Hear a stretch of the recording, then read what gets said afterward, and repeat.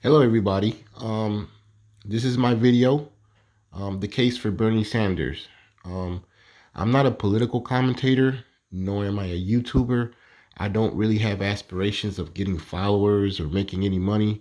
I am a concerned citizen who recognizes that Bernie Sanders may represent the last time that a high profile political figure fights so hard to improve the day to day life of average Americans and not the will of the elite owner class.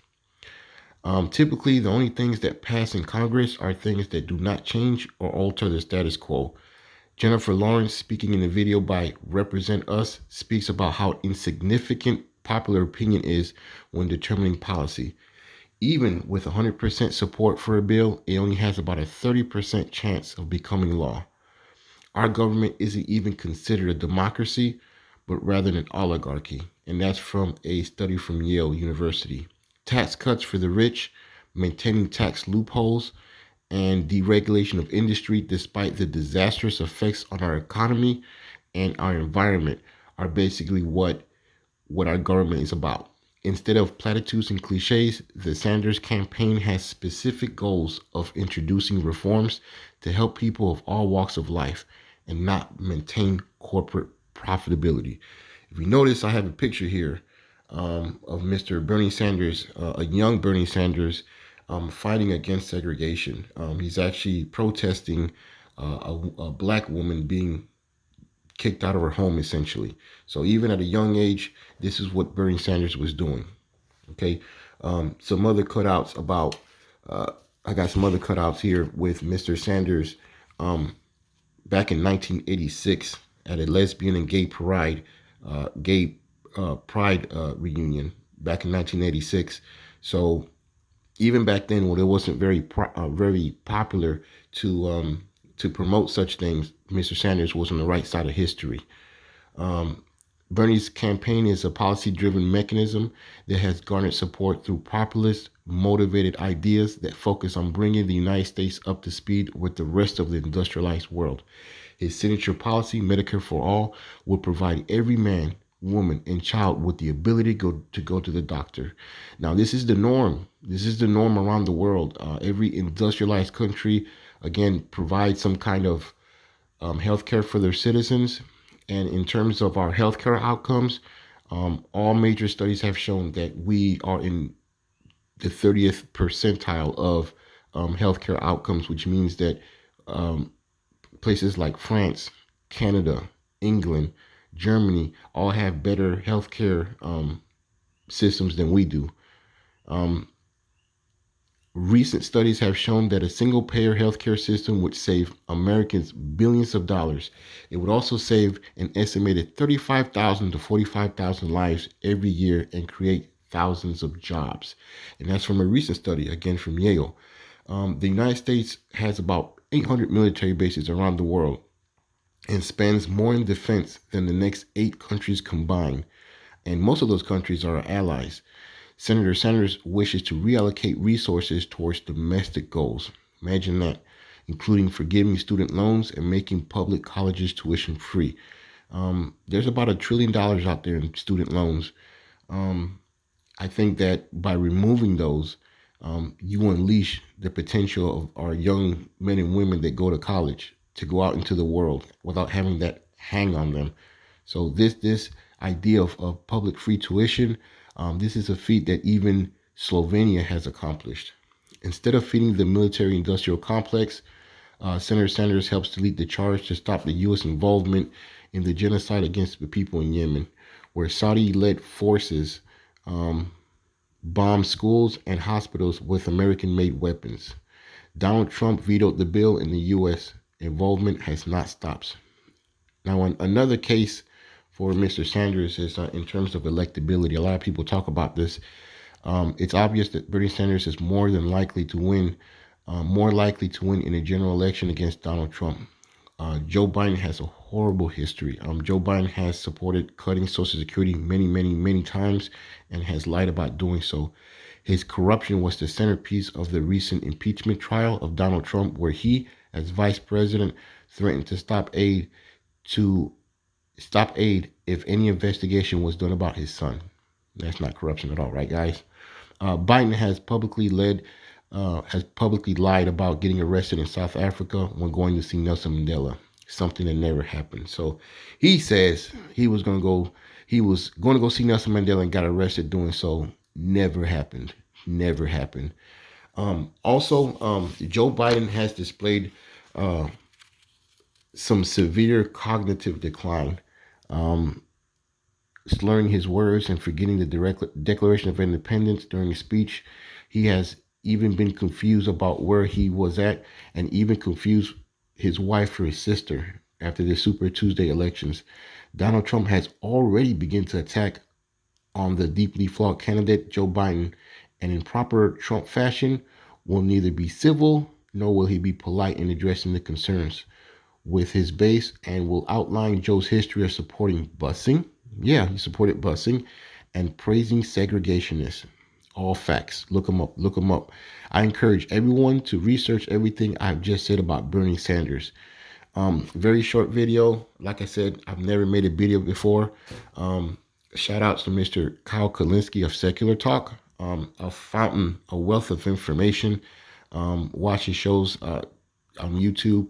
Highly recommended, especially the last couple of ones. He goes into details about certain things that you'll never see in mainstream media. Never will. Crystal Ball of the Hill does a really good job of articulating real news without the corporate media narrative. The Young Turks, they have broken records with their online shows. Also, shout outs to Miss Kim Iverson. Miss Kim Iverson, for those of us that are not very knowledgeable about current events going on, I recommend you watch that because she breaks things down and gives you an understanding. For example, why the United States has been at war in the Middle East for so long. She breaks it down. She talks about the deals that we've had with Saudi Arabia. So I watch those shows, man. You'll get a lot of knowledge. Everything that I've said here, by all means, look up. Don't ever go to one source to get your information. Make sure you mix it up. I got some other cutouts I want to go over. I got this one right here about the research at Yale University, talking about how healthcare would actually save about $450 billion a year and would prevent at least 60,000 unnecessary deaths. Some say 35 to 45,000, but the thing is, it's in the tens of thousands of dollars. So Medicare for All would definitely save lives. It would save money. It's a no-brainer. It's absolutely a no-brainer. This is right here is showing how we pay so much more for medicine. This is the price of Lantus, a type of insulin, and in the United States, we're way over $300. In Norway, you see the number. In United Kingdom, Canada, Germany, Australia, France, we're paying more for the same exact drug. Okay, because in our system, the government doesn't have the ability to negotiate prices, and that's the result of it. Something else that Bernie Sanders is doing, just to give you an example of the many things that he's doing currently, him and AOC are trying to help people who need to get some kind of credit. A lot of times when your credit isn't so good, the percentage rates are ridiculous, and basically they're seeking to cap that. Something to help people, something to help normal people, not the corporations, not the rich, not the elite, just to help normal people. This is something that he talks a lot about. The richest Americans hold more wealth than the bottom 50% of the country. Okay, it's not anything against rich people, but when people become that powerful, they influence policy. Okay, they influence policy as they do all the time. The oligarchs influence policy. You had Mr. Bloomberg, who just dropped out recently, but considering he entered the race really late, all of his donations and all of his money afforded him a place in the debates. The DNC actually changed their rules to allow him to enter the debates. Another thing I wanted to show you guys, just another example, why we trust Bernie Sanders. Many times before has Joe Biden said he wanted to cut Medicare. I mean, he said it many times. You can Google it. You can see him in his own words. And Bernie Sanders wants to expand Medicare. So he wants to improve the lives of everyday people. He doesn't support the oligarchs. He doesn't support the billionaires. He supports everyday people. I got one last cutout here about Medicare for all. A new study shows from academic researchers found that 66.5% of all bankruptcies were tied to medical issues, either because of high costs of healthcare. Estimated 530 families turn to bankruptcy each year. Okay, I messed that up. I can't talk. But the thing is this. Over and over, we've seen where a Medicare for all system would help everybody. It seems like it's absolutely a no-brainer. Having a universal healthcare system would save money. It would save the American taxpayer money, and we're going to have better health outcomes. What we have is the radical system. We have, if you go to the England and you talk to the people about their NHS and you tell them about, how much ambulance ride is to the hospital, they're gonna think we're crazy. Okay, and that's the norm around the world.